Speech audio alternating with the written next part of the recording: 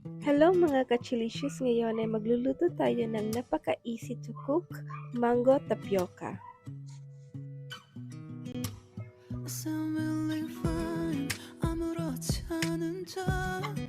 Mga ka-Chelicious, be careful in slicing the mango para hindi masama ang inyong mga daliri.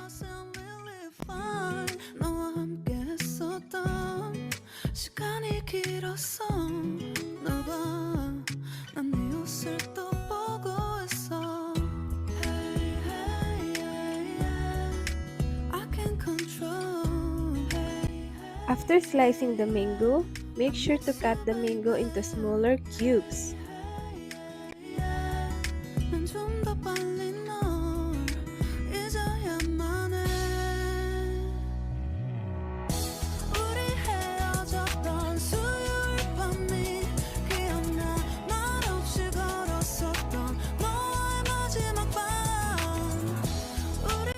After cutting the mango into cubes, transfer natin ito sa malinis na plato para mabilis nating haluin ang mga ingredients mamaya.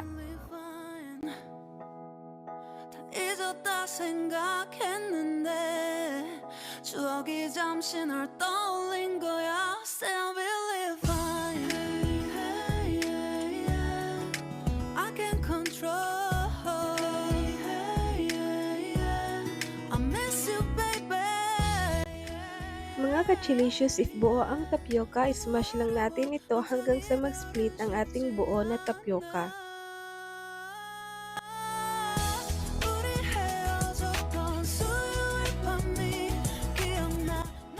Pagkatapos ma-smash ang buo na tapioca, ilagay lang natin ang cut mangoes.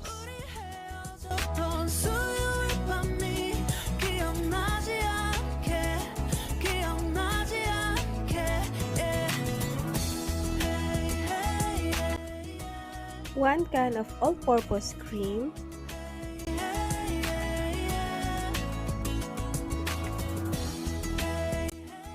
one can of 300 ml condensed milk at haluin lang ito ng mabuti.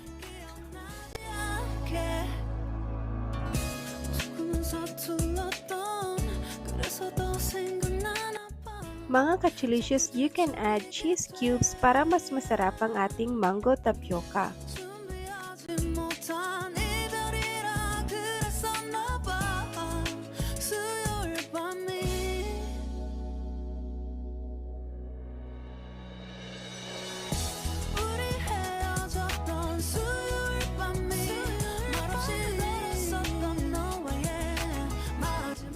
Ready to serve na ang ating very creamy and tasty mango tapioca. Happy eating mga ka-Chelicious!